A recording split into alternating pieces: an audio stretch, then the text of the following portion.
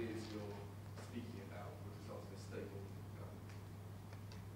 Do I think capitalism would result in a stable government? The ideas you're listing would result in a stable government. Yes. Given that you have to have a two-party system at least. Well, you have to have a multi-party system. And it doesn't exist anywhere now. Yes, I mean, note that the essence is not the multi-party system. The essence is because, for example, the founding fathers of the U.S. didn't believe there should be any parties. They thought everybody should run as an individual, and there should be, in that sense, no parties, and that could be the outcome. I don't know what the outcome ultimately would be. It didn't succeed. They reverted to parties very, very quickly afterwards.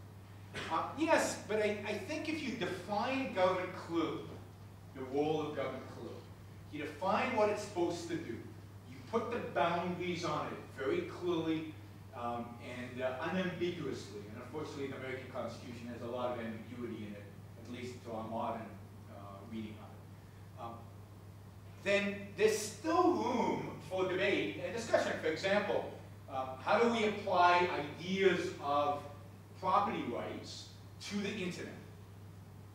Not obvious, right? Not just something, we could legitimately disagree about these issues.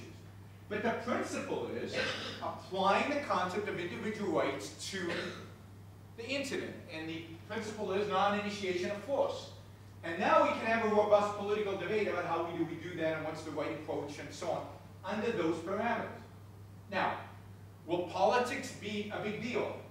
No, I don't think so.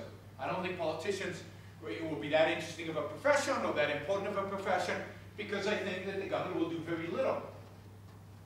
You know, maybe it only needs to meet, Congress only needs to meet 3 months a year. Probably doesn't need 12 months, because what do? There's not that much to do, right, during most of the time. I think to this day, the legislature in Texas only meets every other year. They don't even meet all the time. And, Texas is probably the freest of the states, among the freest of the states in the United States. So you get part-time politicians, working men who do this in addition to their regular jobs. You get robust debates about real issues, about applying the concept of individual rights. You'd probably get some multi-party system, but maybe not. Maybe it would all be individuals. I don't know how it will all play out. But the essence to stability is two things. Getting the Constitution right, unambiguous and right.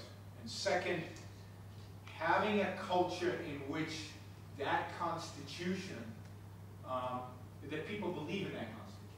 So you can have the best Constitution in the world, and if people don't believe in it, it's irrelevant. So the United States has a pretty good Constitution, probably the best in the world. Not perfect, but really, really good. But people stopped believing in it 100 years ago. So and our schools stopped educating about it 100 years ago. And the ethics that are prevalent in the culture is anti the ethics of the Constitution. And so what's happened?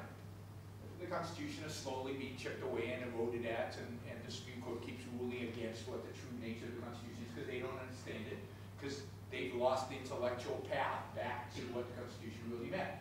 So you need, philosophically, a culture that believes, continues to believe, that that Constitution, that system of government is right in order for